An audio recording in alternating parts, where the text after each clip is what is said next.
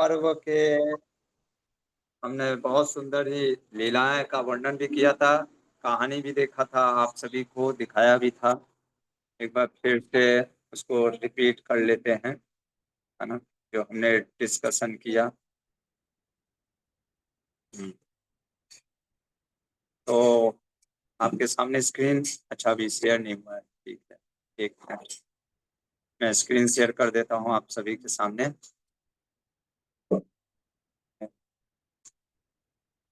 तो कल हमने इसका डिस्कनेक्ट करवा दिया, नहीं तो फिर वो आएगा।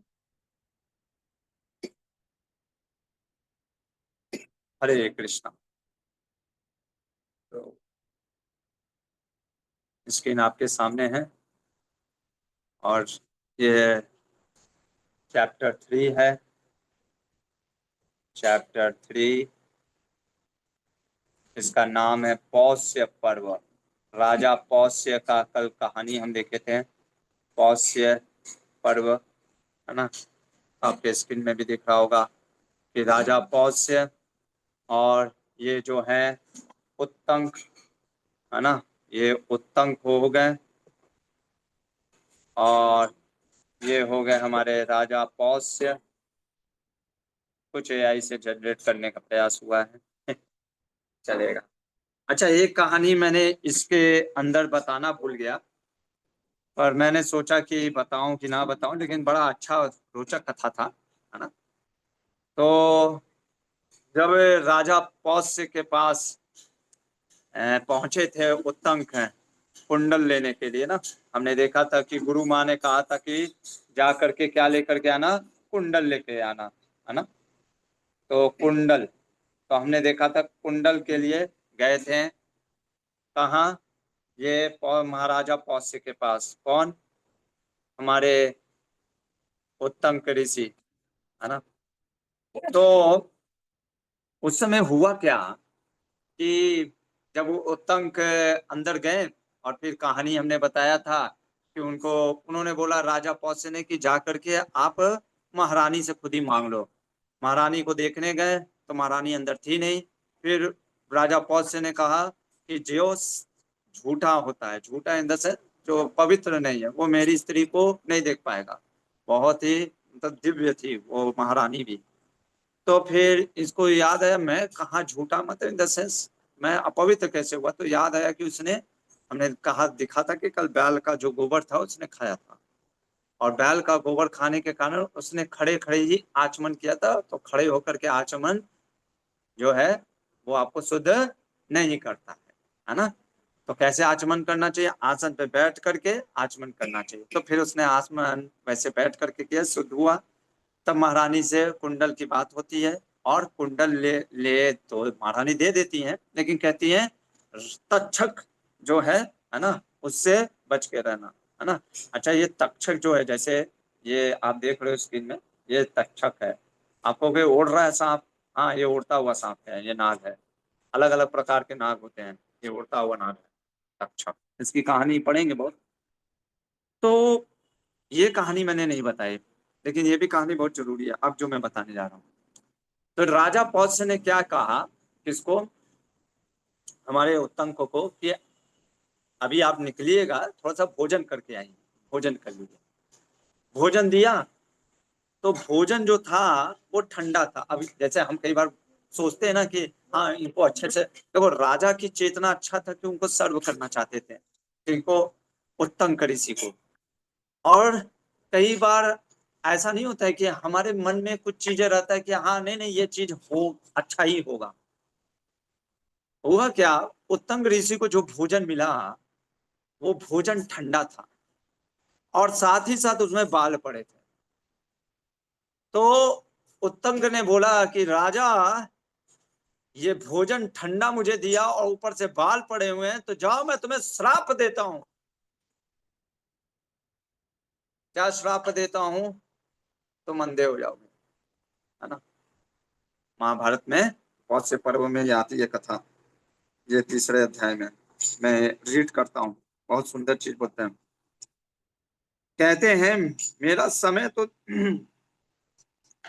हाँ, अपवित्र अन्न है, है ना। और आप अपवित्र अन्न दे रहे, अतः अंधे हो जाएंगे, है ना। तो राजा क्या बोलता है, आप शुद्ध अन्न को भी दूषित बता रहे हो, अतः आप भी संतानहीन हो जाएंगे। तो क्या श्राप दिया इन्होंने, और उत्तम ऋषि ने क्या दिया कि राजा जो है अंधा हो जाएगा, ठीक है। और बदले में राजा ने क्या श्राप दे दिया उत्तम ऋषि को, कि तुम संतानहीन हो जाओगे, है ना। पहला चीज, कई बार हम सोचते हैं ना कि अरे श्राप दे दिया तो वापस करे, क्या करे, कुछ कर नहीं सकते। पहला चीज जीवन में याद रखिए, श्राप अगर जैसे आप टीवी सीरियल में देखते हो ना, मैं तुमको श्राप देता हूँ, लो कमंडलू से अरे मैं क्या करूँ, कुछ नहीं। नहीं, पहले के लोग इतने पावरफुल होते थे, श्राप क्यों लगता था, क्योंकि वचन उनके सत्य होते थे, हम कभी झूठ नहीं बोलते थे ना। राजा के पास भी इतना पावर था, यानी इतना चक्रवर्ती राजा था, इतना विद्वान, और जो कह सकते हैं कि धार्मिक राजा था, उसने भी श्राप दे दिया। लेकिन ये मैं कहानी क्यों बताया आज फिर से, मैं जो छूट गया, इसका रीजन क्या है। कई बार हमको हमारे माइंड में चलता, अरे वहीं पे तो सामान रखा है ना, देखो ना। और जिसको आप कहते हो अरे नहीं है इधर, हमारा कई बार कुछ परसेप्शन रहते हैं। जैसे राजा सोच रहा है, अरे ये तो पवित्र खाना था, मैंने अभी खा के उठा हूं, ये गर्म था। और वो कहता नहीं, ये पवित्र है, इसमें ये ठंडा पड़ा है, हाँ खराब हो गया है। कई बार होता है ना, अरे नहीं नहीं नहीं, दाल अच्छा है, अरे खा के देखो दाल खराब हो गया है ना। तो ये गुस्से में श्राप दे दिया अंधा। अब वो कह रहा है कि नहीं, संतान ही। तब राजा को छू करके दिखाया, देख, और ये पाल। तब पता चलता है कि जिसने बनाया था उसका जो भी थी स्त्री, उसके सही में पड़े थे। तब ये क्षमा मांगने लगता है राजा। राजा क्षमा मांगता है, कहता माफ कर दीजिए, मेरे से गलती हो गई। तो उत्तम ऋषि कहते ठीक है ना, तुमने गलती तो किया है, कुछ दिनों तक तुम अंधे रहोगे, फिर वापस आंख आ जाएगी। अब ये कहता है कि अब आपने भी जो श्राप दिया वो तो कर दो, माफ कर दो। राजा एक शब्द बोलते हैं, बड़ा सुंदर चीज है श्लोक में, और ये अंतर है। एक मिनट, इसको मैं नीचे कर देता हूँ।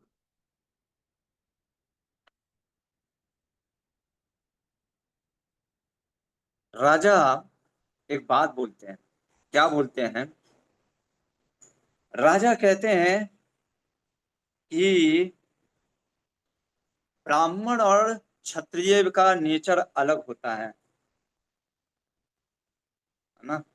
ब्राह्मण वर्सेस क्षत्रिय का नेचर। और क्या बोलते हैं, जो ब्राह्मण का जो वाक्य होता है, जो उसके वर्ड होते हैं, वो छुरे के जैसे होते हैं, स्वॉर्ड जैसे होते हैं। लेकिन जो हृदय होता है, हार्ट जो होता है, वो बटर के जैसा होता है। कैसा होता है, बटर के जैसा। मक्खन जानते हो, तुरंत पिघल जाता है। क्षत्रिय का जो वर्ड होता है, वो नवनीत के जैसा होता है, बटर के जैसा होता है। कुछ लोग बटरिंग करते हैं ना, लेकिन हार्ट जो होता है, ये स्वॉर्ड के जैसा होता है, छुर्रे के जैसा होता है। कहता है मेरा गुस्सा शांत ही नहीं हो रहा है। राजा क्या कहता है, मेरा गुस्सा शांत ही नहीं हो रहा है। कुछ लोग का जैसे बहुत जोर से बोल करके फिर शांत हो जाते हैं, भूल जाते हैं। और कुछ लोग मन में कुछ और बोलते, कुछ और है, मन में कुछ और रखते हैं। ये आप केस देखना, मैं ये फिर से स्टोरी में आपको बताऊंगा उस समय। किसका, द्रोण और द्रुपद, बस नाम लिख लो आज, द्रोण वर्सेस द्रुपद। एकदम एग्जैक्टली ये बैठता है इन दोनों की कहानियों में। द्रुपद जो था क्षत्रिय था, और द्रोण जो थे ब्राह्मण थे, है ना। ब्राह्मण नेचर। आप अब देखिए, आप जब मैं ब्राह्मण क्षत्रिय शब्द यूज कर रहा हूँ, ये आप जाति को मत लेकर के आइएगा, वर्ण के अनुसार साइकोफिजिकल नेचर है, मतलब समझ। अब उत्तम क्या कहता है, बहुत सुंदर वाक्य कहते हैं उत्तम के ऋषि।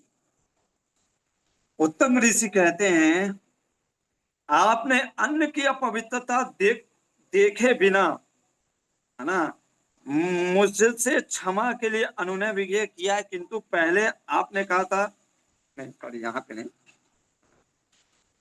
कहते हैं आपने बिना अन्न को जांचे पड़ताल किया, आपने मुझे श्राप दे दिया।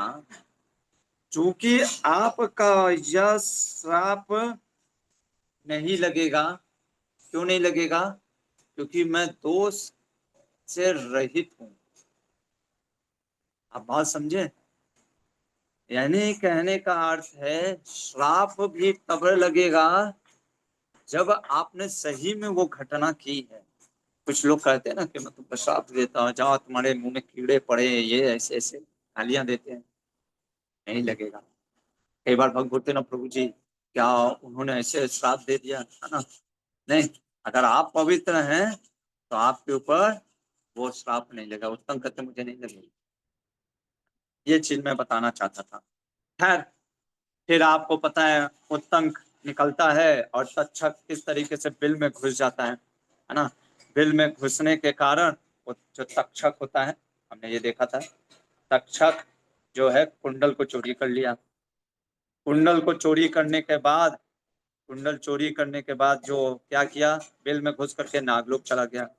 अच्छा, नागलोक जाने के बाद वहां पे जब पहुंचे तो कौन, हमारे उत्तंक, हमने कल ये भी देखा, वहां पे उनको दो स्त्री मिली, और दो स्त्री, तो हमने कहा कि ये अभी मिस्ट्री हम देखेंगे, दो स्त्री मिली।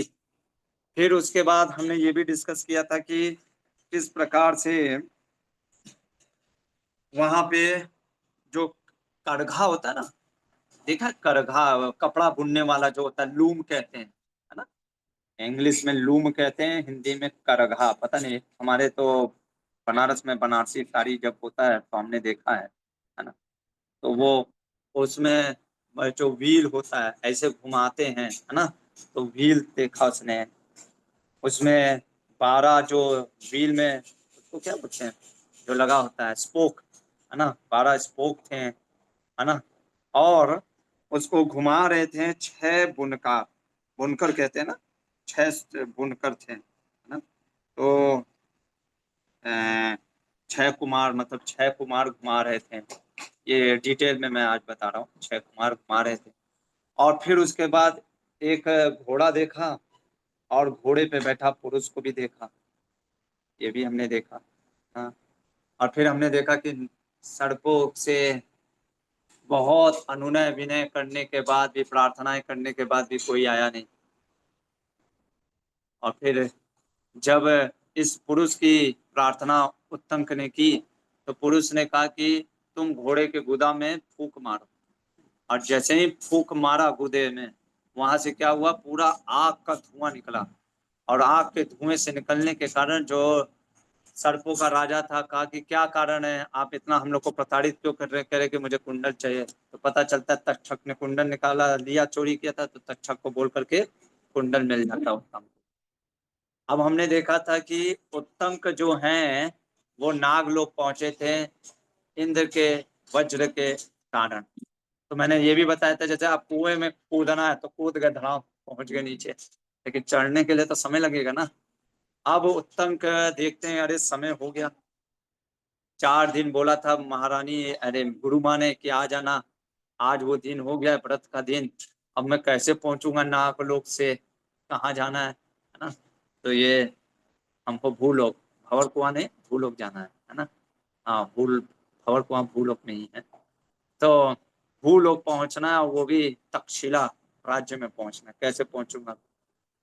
तब फिर से इस पुरुष से बोलता है कि मुझे पहुंचना है वहां पे, आप पहुंचा दीजिए। कहते हैं हाँ, इस घोड़े पे बैठ जाओ, और इस घोड़े पे बैठ करके जाओ, कहाँ, वहां पे पहुंचा देगा तुमको एग्जैक्ट लोकेशन पे। घोड़े पे बैठने के बाद इधर क्या होता है, गुरु माँ वेट कर रही होती है, कहती है उत्तम खाया नहीं, है ना, क्या हो गया है? और जो वेद ऋषि थे, जिसका ये शिष्य है उत्तम, वो भी वेट कर रहे थे। तो जब गुरु माँ एकदम विचलित हो गए और सोचते हैं कि अब मैं उत्तम को श्राप दे दूंगे, कहा था गुरु दक्षिणा देंगे, पर गुरु दक्षिणा में कुछ दिया नहीं। उसी क्षण उत्तम पहुंच जाता, उत्तम पहुंचता है और कहता गुरु माँ ये रहा आपके पुत्र। तब वेद पूछते हैं कि बेटा उत्तम इतना लेट क्यों हो गया, आखिर इतना लेट क्यों हो गया। उत्तम पूरी कहानी बताता है, और जो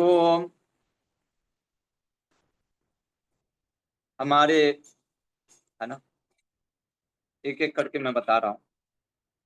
अब देखो, गुरु गुरु वो चीज आपको समझाता है जो आपकी चीजों से, आपके बुद्धि से परे है। तब गुरु कहते हैं कि बेटा जो तुमने बैल को देखा था ना, जो पहले जब तुम निकले थे रास्ते में तुमने बैल को देखा था, वो बैल कोई साधारण नहीं था, वो ऐरावत था। जो पुरुष को तुमने देखा था वो इंद्र थे, और वो जो गोबर तुमने खाया वो अमृत था। अगर तुमने वो अमृत का पान नहीं किया होता तुम नागलोक में प्रवेश कर ही नहीं पाते। नागलोक पूरे नाग, नाम ही है नागलोक, पूरे नाग है वहां पे। वहां पे कोई मनुष्य प्राणी जा ही नहीं सकता, जीवित बचेगा ही नहीं। सर पे तुमको थोड़ी ना आओ वेलकम वेलकम करेंगे, वेलकम टू माय होम, है ना, सीधे मुंह काटेंगे। वैसी होते हैं ना, विषैली होते हैं सर। तुम सिर्फ और सिर्फ उस कारण से गए थे क्योंकि वो, अच्छा इंद्र क्यों इतना इसमें इंटरेस्ट ले रहे थे, क्योंकि वेद के मित्र हैं इंद्र। गुरु के कोई साधारण गुरु थोड़ी ना थे। अब कहते हैं जो तुमने दो स्त्रियों को देखा वो धाता और विधाता है ना, टाइम फैक्टर। जो तुमने वो जो करघा देखा, जो 12 जो उसमें स्पोक्स देखा, जो 6 कुमार उसको घुमा रहे थे, ये सब काल चक्र है ना।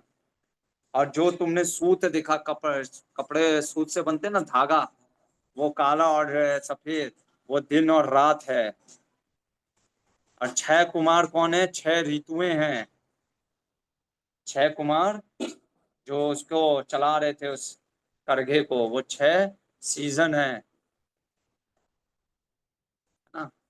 वैदिक के अनुसार 6 सीजन होते थे। क्या होता था, वसंत, ग्रीष्म, है ना, और फिर उसके बाद क्या बोलते हैं आपका आता है रेनी सीजन, वर्षा।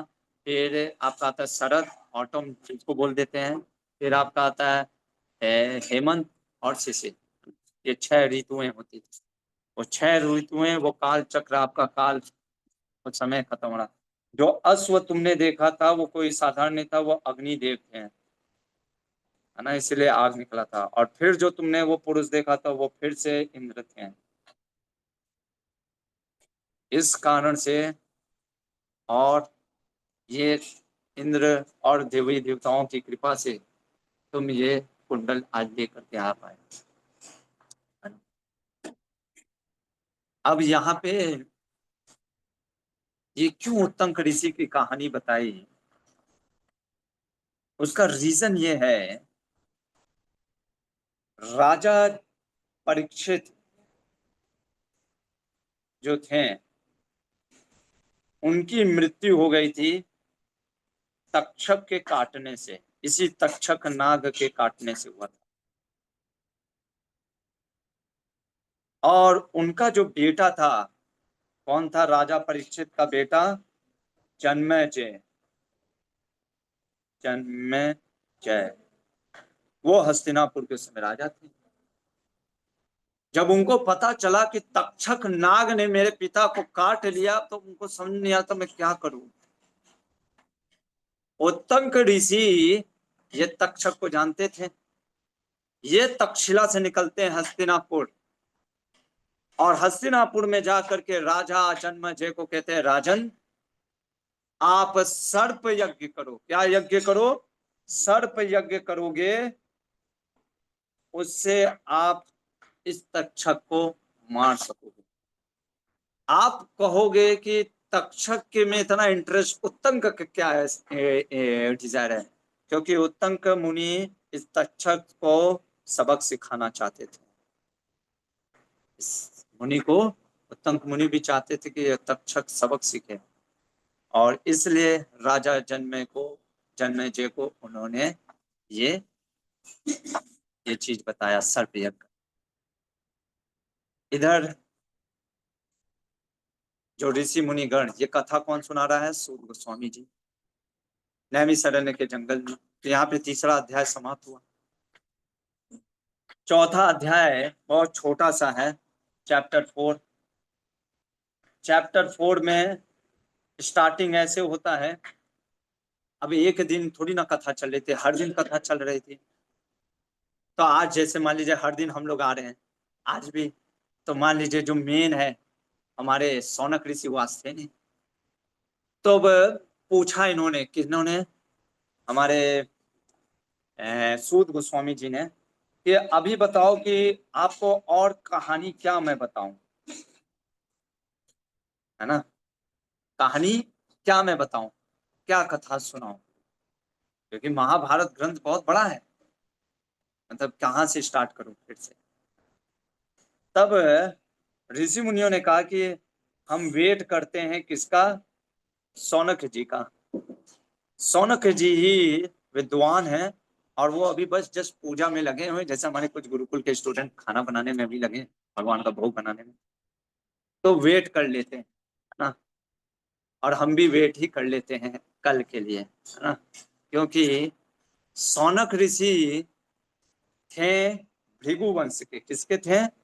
भृगु वंश से थे। कहाँ के थे? भृगु वंश, भृगु डायनेस्टी से थे, भृगु वंश से।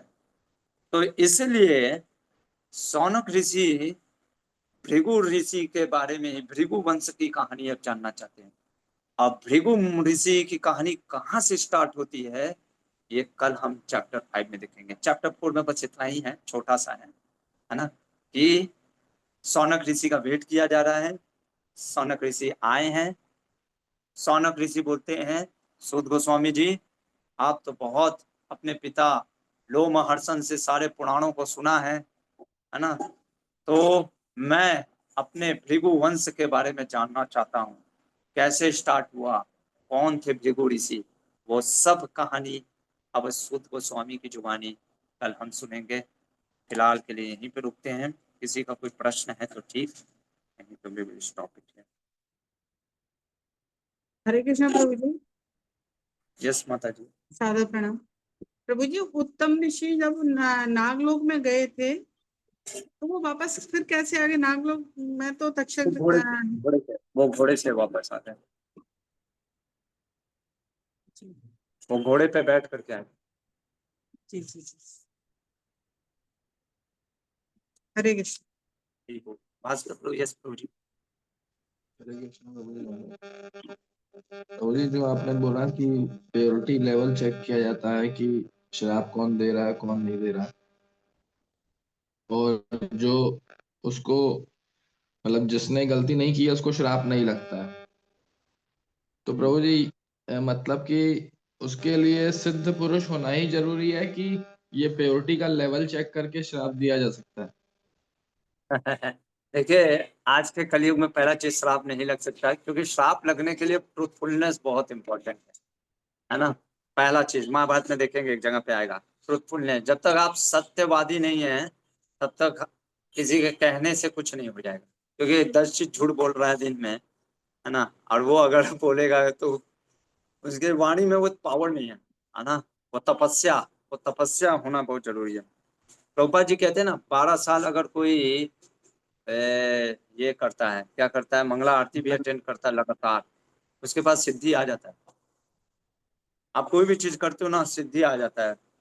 आप कोई प्रैक्टिस भी करते हो ना, कोई भी चीज आप करते हो, जैसे क्रिकेटर भी दिन रात क्रिकेट खेलना सीखता है, तो आ जाता है उसको क्रिकेट खेलना अच्छे से, तो वो practice makes a man perfect. तो वही चीज है, वैसे ही चीज है, ट्रूथफुलनेस का फॉलो करना चाहिए, तब वो चीजें श्राप लगने का। और यहाँ पे उत्तम ऋषि कहते क्योंकि मैंने वो कार्य ही नहीं किया मैंने ना, तुमने मेरे को ये श्राप इसलिए दिया कि मैंने अपवित्र पवित्र अन्न को अपवित्र अन्न कह दिया, पर यह अपवित्र था, तो एक बात से तुम्हारी बात झूठी हो गई, तो इसलिए तुम्हारा श्राप नहीं लगेगा। कारण ये था, है ना, तुम्हारा श्राप इसलिए नहीं लगेगा क्योंकि तुम जिस बेसिस पे तुम मुझे श्राप दिए कि ये पवित्र अन्न था, तुमने अपवित्र, लेकिन ये वास्तव में अपवित्र था, है ना, तो इसलिए तुम्हारा श्राप नहीं लगेगा, ये कारण था। ठीक है प्रभु जी। ओके प्रभु जी, थैंक यू, हरे कृष्ण। हरि बोल। ये सुबोध खेर प्रभु।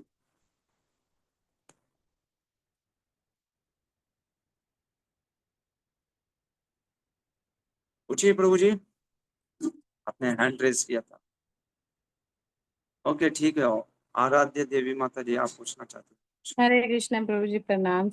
प्रभु जी, वो तो इतनी अच्छी क्वालिटी के भक्त थे, तो जस्ट एक प्रसाद उनको ठंडा मिल गया और उसमें बाल था, इसके लिए उन्होंने राजा को श्राप दे दिया। हालांकि राजा ने एक बार कहने में उनको कुंडल भी दे दिए थे। प्रश्न उठ रहा है कि प्रभु जी उत्तम के मुनि इतने शुद्ध थे, मतलब इतने भक्त तो वर्णन नहीं है, पर मतलब कि इतने बड़े ऋषि हो करके, मतलब हमारा मन में ये आता है ना कि अरे इतने अच्छे भक्त हो। देखिए एक चीज ध्यान रखिए माता जी, महाभारत की जो कथा है ना और हमारे शास्त्र जो है, ये बहुत ही रियलिटी में दिखाते हैं। somehow अगर हमको ऐसा लगता है ना ये भक्ति कर रहा है तो ये कभी गुस्सा करना नहीं चाहिए। somehow हमारा ये माइंड का फ्रेम बन गया है, ये हमारा खास करके भारतीयों का, कि वो साधु है तो कभी गुस्सा नहीं आना चाहिए। ऐसा कहाँ लिखा है, कौन से शास्त्र में लिखा है कि गुस्सा कभी नहीं आएगा? हमको दिखा दीजिए, कहीं नहीं लिखा है। हाँ, क्रोध को कम करना है, लेकिन डुअलिटी इस जगत में है। आप जब तक इस जगत में हो, आप इस जगत से प्रभावित होते रहोगे, और ये आइडियलिस्टिक फिलॉसफी पे नहीं जीना चाहिए हमें कि कभी गुस्सा नहीं आना चाहिए, कभी कुछ हम मतलब कि एकदम आइडियल बिहेवियर। हाँ, हम आइडियल की तरफ अप्रोच करते हैं, हमें प्रयास करना चाहिए, लेकिन गुस्सा आएगा। आप खुद ही देखो, ठंडा खाना मिले उसमें बाल मिले, किसी को भी गुस्सा आएगा, है ना। आप अपने घर में ही देखिएगा, कभी किसी को ठंडा खाना और बाल वाला दीजिएगा, आप देख लीजिएगा, आप कहोगे अरे प्रभु जी वो तो इतने उच्च नहीं है ना। नहीं, बात उच्चता और अनुच्चता की नहीं है यहाँ पे, इसलिए भी ये कहानी है। कई बार क्रोध जो होता है, जैसे हम गुरुकुल के स्टूडेंट के प्रति भी कभी कभी क्रोध दिखाते हैं, क्यों? सिखाने के लिए टीचर को क्रोध दिखाना पड़ता है, ऐसे करो, हाँ क्लास में शांत रहो, है ना। क्यों? अब आप कहोगे अरे प्रभु जी क्रोध नहीं करना चाहिए, नहीं, क्रोध का भी कभी कभी यूज होता है ना, तो वो चीजें हमें समझना बहुत जरूरी है ना? तो उत्तम मुनि वो सिखाने के लिए कि राजा को कि कैसे एक है ऋषि मुनियों का आदर सत्कार करना चाहिए, है ना। जस्ट बिकॉज तुमने मुझे कुंडल दे दिया है, तो ये मैं इसीलिए तो ब्राह्मण पहले किसी का दान नहीं, वो कुंडल अपने लिए थोड़ी ना ले रहा है, कुंडल अपने गुरु माँ के लिए ले रहा है। ऐसे हमारे गुरुकुल में लोग दान देते हैं, अब कल कोई दान दे रहा है और कहेगा प्रभु जी हम कुछ भी कर सकते हैं, ऐसा थोड़ी ना। फिर तो वही हो गया द्रोणाचार्य वाला। द्रोणाचार्य कहते हैं कि मैंने नमक खाया इसलिए बोल नहीं पाया, है ना। तो फिर उत्तम मुनि यानी मतलब कि फिर मतलब वो कुंडल मिला है तो इसलिए शांत रहो, नहीं, तुमने गलत किया, ऐसे परोसते नहीं है, है ना। तो वो कारण है माता जी। Is it okay? Thank you so much प्रभु जी, काफी कुछ क्लियर हो गया। हरि बोल। थैंक हरे कृष्ण प्रभु जी। हरे कृष्णा। ठीक, ओके, यहीं पे रुक जाते हैं, समय भी हो गया है। प्रभु जी किसी का और? एक चीज, इफ यू हाँ डोंट माइंड। हाँ हाँ हाँ प्रभु जी, जो स्टोरी जो सुन रहे हैं इसको हम लोग इम्प्लीमेंट कर सकते हैं ना? हाँ, प्रयास कर सकते हैं, क्यों नहीं इम्प्लीमेंट कर सकते हैं, बिल्कुल, इसीलिए तो स्टोरी सुनाया जा रहा है इम्प्लीमेंट करने का। जैसे आज के ये सारी कहानी हम क्यों बताएं?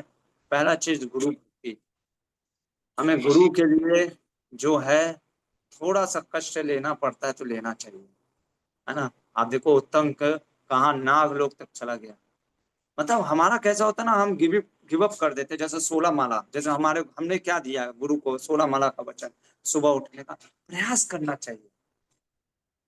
हम जस्टिफाई देते हैं कि हाँ मैं क्यों नहीं कर पा रहा हूँ। क्या आपने एक कहानी में भी देखा किसी ने जस्टिफाई दिया हो कि हम क्यों नहीं कर पाए? हमको तैयार होना चाहिए, मन से होना चाहिए कि हाँ मैं 16 माला जप करूंगा, करूंगी, चाहे कुछ भी हो जाए। और सुबह ही बैठ करके, है ना, भगवान के बारे में सुनना, ये मुख्य उद्देश्य है ये कहानी, है ना, ये हमको लगाना चाहिए।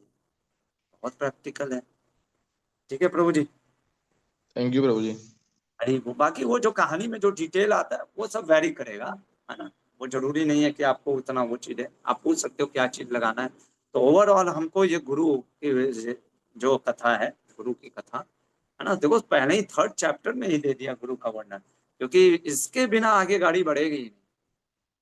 बहुत सोच करके सूत गोस्वामी ने बोला पहला, है ना, कि गुरु, क्योंकि बिना गुरु के, भगवान गीता में क्या कहते हैं कि मेरे बारे में तत्वता जानो। और कहाँ से पता चलेगा? जो तत्वदर्शिना है उनसे पता चलेगा। कैसे अप्रोच करोगे?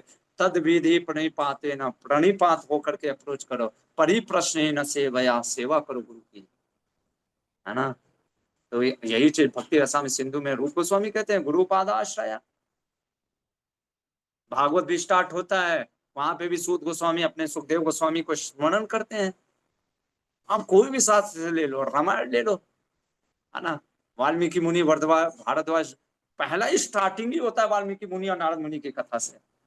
आप पढ़ोगे रामायण, सब जगह पहले गुरु का चीज से।